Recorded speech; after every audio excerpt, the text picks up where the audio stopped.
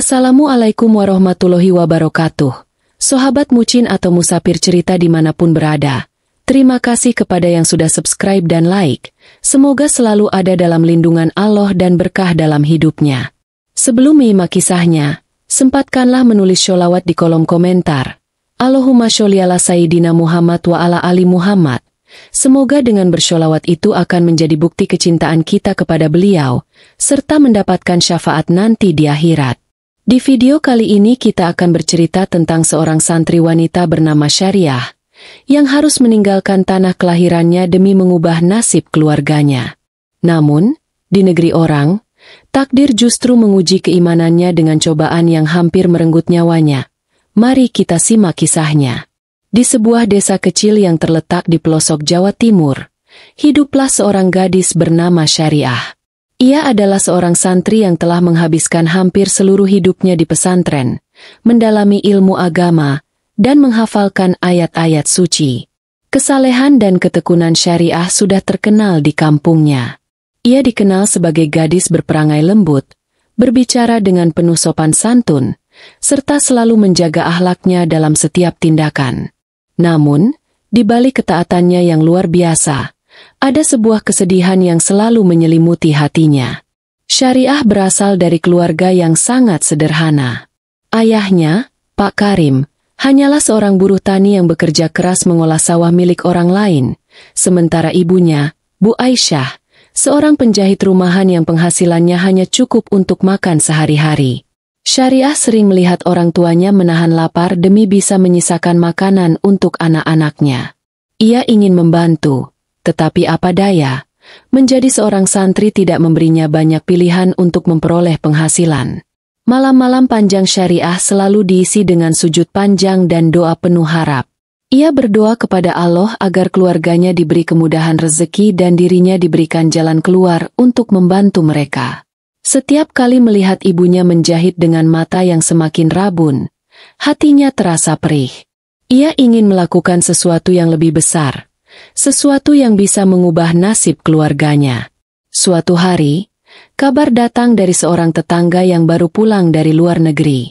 Syariah, kalau kamu mau bekerja di Arab Saudi, ada agen tenaga kerja yang menawarkan pekerjaan sebagai asisten rumah tangga. Gajinya cukup besar, ujar tetangganya. Tawaran itu seperti dua sisi mata uang bagi Syariah. Di satu sisi, ia ingin tetap berada di kampung dan mendalami agama, tetapi di sisi lain, ini adalah kesempatan untuk membantu keluarganya keluar dari kemiskinan. Dengan hati yang penuh kebimbangan, Syariah memberanikan diri untuk berbicara kepada orang tuanya. Bu, Pak, aku ingin berangkat ke Arab Saudi, ujarnya dengan suara lirih namun penuh tekad. Ayah dan ibunya terkejut. Mata ibunya langsung berkaca-kaca mendengar permintaan anak sulungnya itu. Nak, apakah kau sudah yakin? Kami takut terjadi sesuatu padamu di negeri orang, kata Bu Aisyah dengan nada khawatir. Pak Karim yang sejak tadi terdiam akhirnya menghela napas panjang. Syariah, ayah tahu niatmu baik, tapi bekerja di negeri orang itu penuh risiko. Bagaimana kalau kau mendapat majikan yang jahat? Bagaimana jika kau tidak bisa pulang? Tanyanya dengan raut wajah penuh keraguan. Syariah menggenggam tangan kedua orang tuanya dengan erat. Pak, Bu, aku sudah memikirkan ini baik-baik. Aku ingin membantu keluarga kita. Aku yakin, jika aku bekerja dengan jujur dan ikhlas, Allah pasti melindungiku, ujarnya dengan suara bergetar. Malam itu, setelah perbincangan panjang yang disertai linangan air mata, akhirnya Pak Karim dan Bu Aisyah memberikan restunya. Baiklah, Nak, kalau memang itu keputusanmu, kami akan selalu mendoakanmu, kata Pak Karim dengan suara berat. Dengan berat hati, mereka melepas anak kesayangannya pergi ke negeri yang jauh. Sebelum berangkat, Syariah mendatangi Kiai di pesantrennya untuk meminta doa dan restu.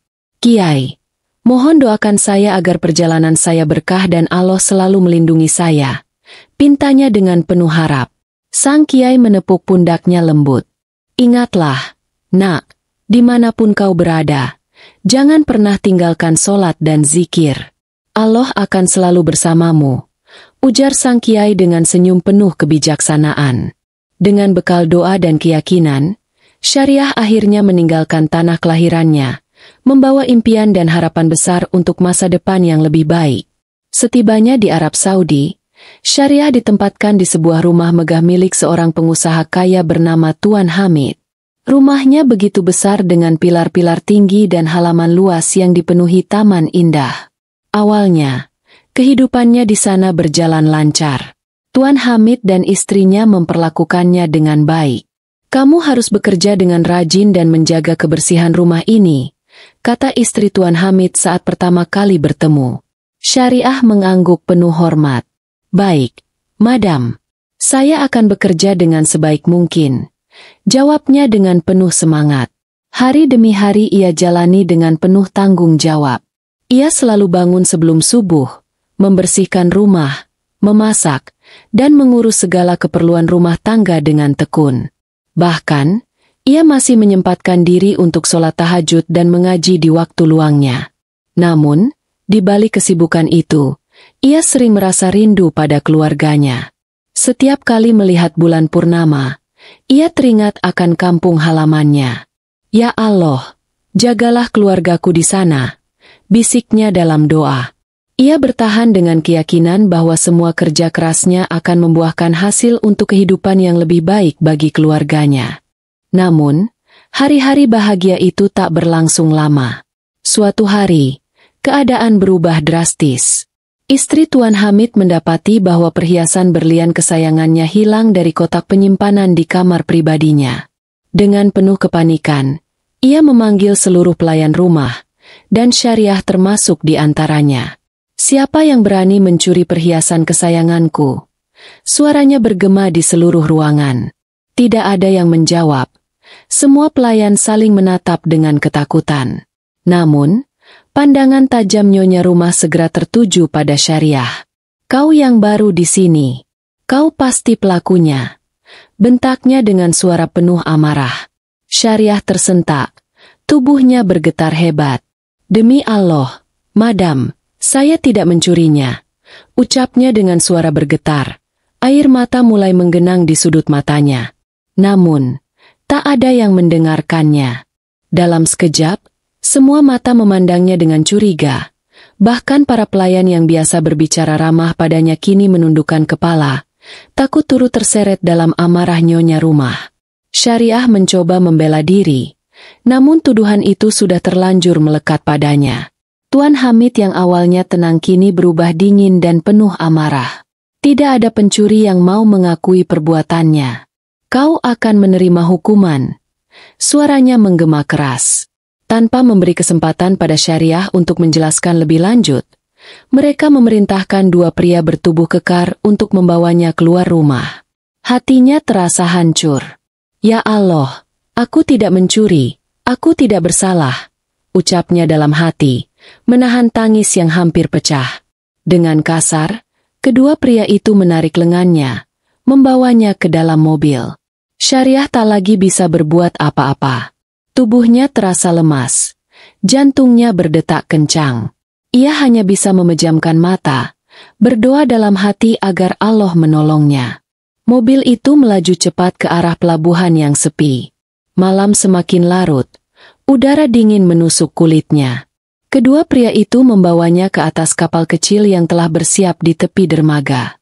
"Apa yang akan kalian lakukan padaku?" Suaranya lirih, hampir tak terdengar. Salah satu pria itu hanya tertawa sinis.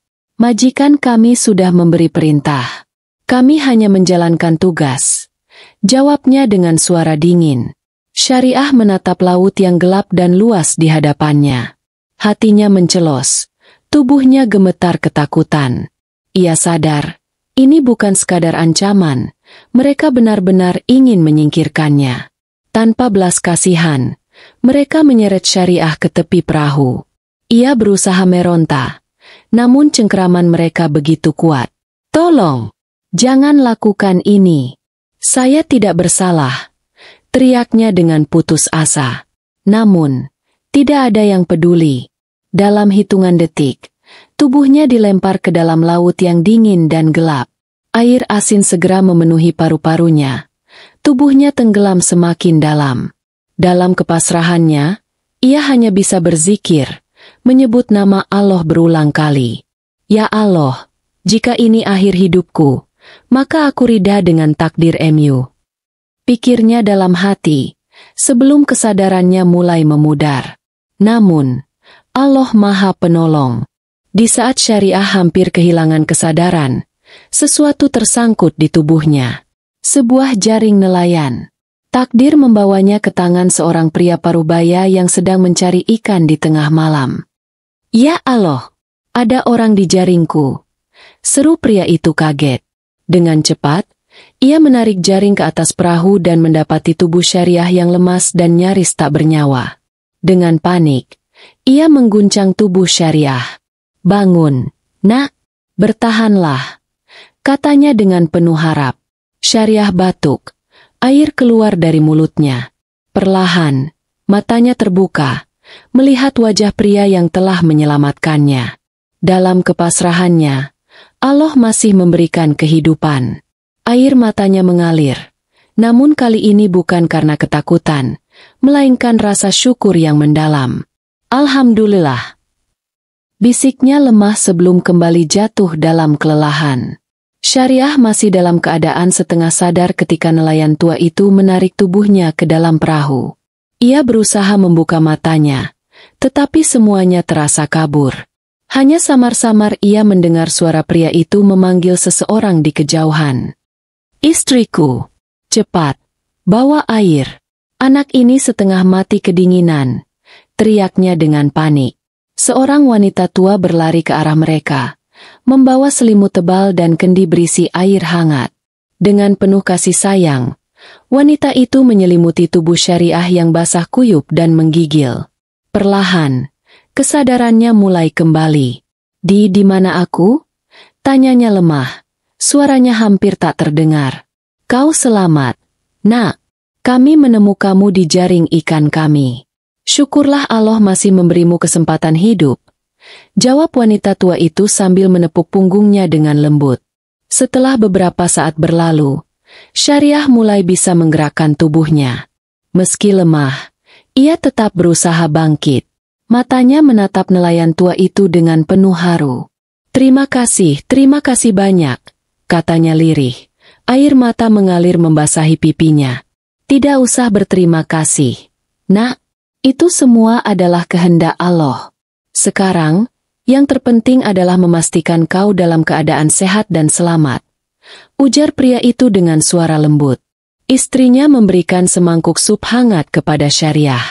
Makanlah, nak. Kau pasti sangat lapar dan kedinginan, katanya sambil menyodorkan mangkuk itu. Dengan tangan gemetar, Syariah menerima makanan itu. Setiap sendok yang masuk ke dalam mulutnya terasa seperti berkah yang luar biasa setelah mengalami cobaan yang hampir merenggut nyawanya. Setelah mendapatkan tenaga kembali, Syariah mulai bercerita kepada pasangan suami istri itu tentang semua kejadian yang menimpanya. Ia mengisahkan bagaimana ia dituduh mencuri, bagaimana ia dibawa paksa oleh orang suruhan majikannya, hingga akhirnya ia dilemparkan ke tengah laut. Mendengar cerita itu, wajah nelayan tua itu berubah muram. Ya Allah, betapa kejamnya dunia ini, gumamnya dengan nada geram. Istrinya pun menggelengkan kepala dengan mata berkaca-kaca. Bagaimana mungkin mereka tega melakukan hal sekeji itu padamu? Nah, kau hanya seorang gadis yang ingin mencari nafkah dengan jujur. Syariah hanya bisa menundukkan kepala, menahan air mata yang hampir jatuh lagi. Saya tidak tahu harus bagaimana lagi. Saya tidak memiliki siapa-siapa di negeri ini, katanya dengan suara lirih. Nelayan tua itu berpikir sejenak, lalu menatap Syariah dengan penuh keyakinan. Kau tidak perlu takut, nak. Kami akan membantumu. Aku mengenal seseorang yang bisa menolongmu melaporkan ini kepada pihak berwajib. Syariah terkejut mendengarnya. Matanya membesar. Benarkah? Apakah saya masih bisa mendapatkan keadilan? Tanyanya penuh harap. Tentu saja.